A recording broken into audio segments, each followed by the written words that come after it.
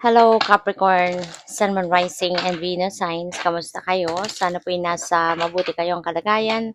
Welcome back po sa Star Tarot at kung bago kayo rito, welcome din po kayo. Please subscribe, like, share my videos, and leave me a comment kung nakaresonate kayo. So, yung first card po ninyo, we have the Ten of Wands. Burden ito, no? Mabigat, nabibigatan na si Capricorn. For the longest time, siguro, ano na to, parang it's feeling heavy na ang mga nangyayari sa buhay mo pero ngayon nga parang dumating ka na sa point na this is enough, parang enough is enough. Ayaw mo na na mas lalo pang magtagal na ganito yung inyong sitwasyon na nahihirapan ka na kaya yan kung nakikita ninyo yung mga wands binaba na ng mama, no? Kasi dati nakalagay yan sa likod niya, ngayon binaba niya kasi yun na nga, no? Ano na, super heavy na ang nararamdaman niya diyan. Kaya overburden na siya, stressed out na siya. So, wala na siyang ibang choice sa ngayon na nakikita kundi ang ibaba na to.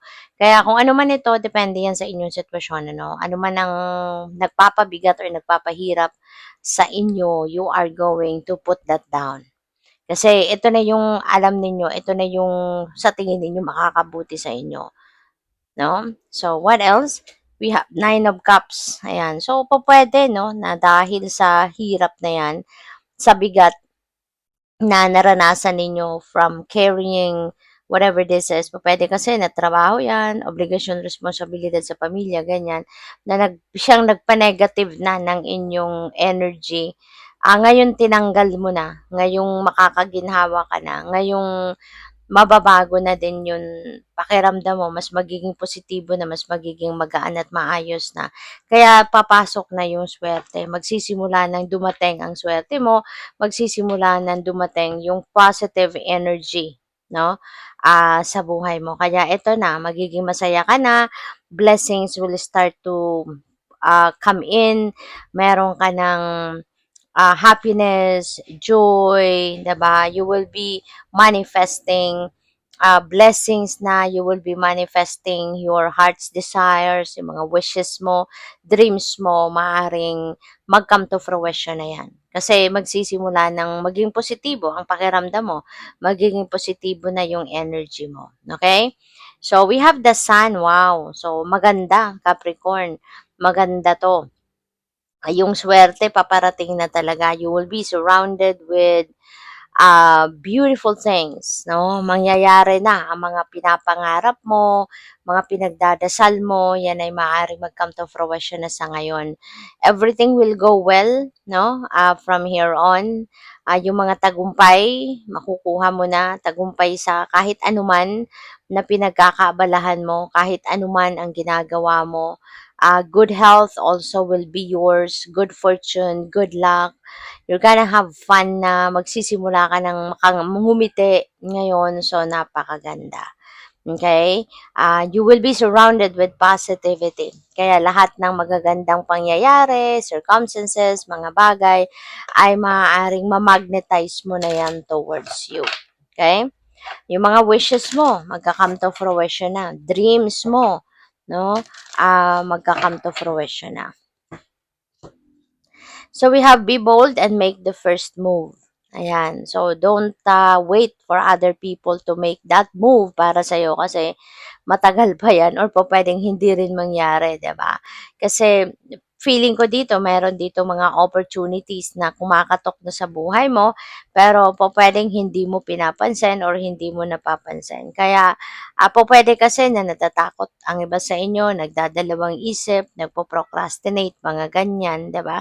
Kaya with the sun energy, mababalot ka ng optimism, 'di ba? Ng happiness, ng joy, excitement. Kaya feeling ko kayo na 'to, no? Kailangan na ninyo na maging bold, 'di ba? Kailangan na ninyo na maging fearless and make the first move in embracing this opportunity, ano man itong lumalapit sa iyo. Okay?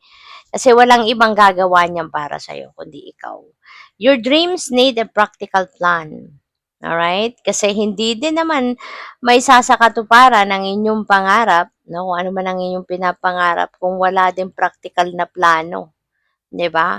kung sa tingin ninyo, 'di ba, imposible 'tong mangyari. Pinangarap mo pero feeling mo imposibleng mangyari, 'di ba? So, wala ka talagang gagawin kasi iniisip mo na imposibleng mangyari, 'di ba? Pero if you are going to come to think of it, 'di ba? Kaya nga naging pangarap mo 'yan, naisip mo 'yan kasi alam mo na kaya mong gawin 'yan.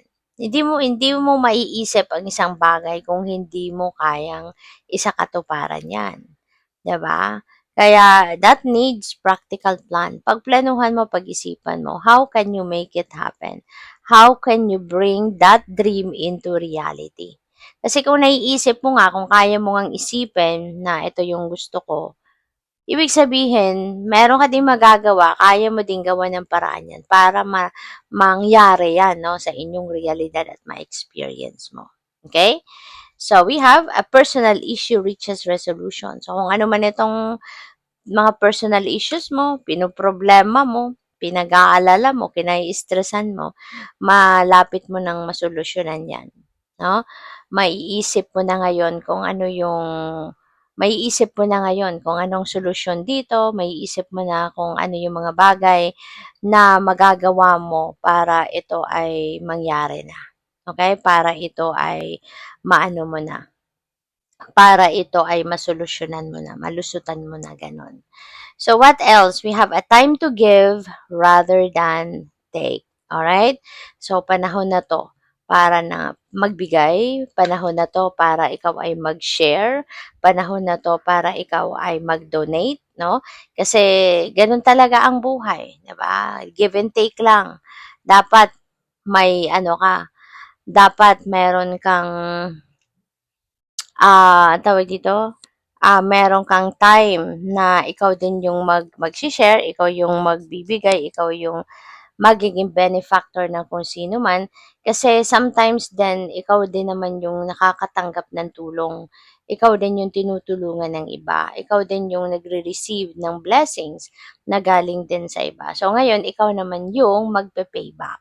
Ikaw naman yung magbibigay, no? Magbabalik sa kanila ng tulong na maaaring binigay din nila sa inyo in the past. And ganun talaga, generosity energy ito at play. Lagi namang at play yung generosity, no? Minsan nga, meron din sa inyo na may mga natatanggap din kayong tulong, pero yung mga natatanggap din ninyong tulong, no, hindi nyo lang yan sinasarili, kundi ini-extend mo din yan sa iba.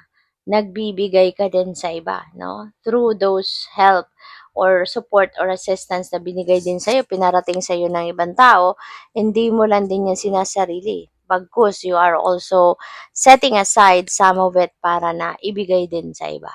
So, good luck. Thank you for watching. Love and light. Namaste.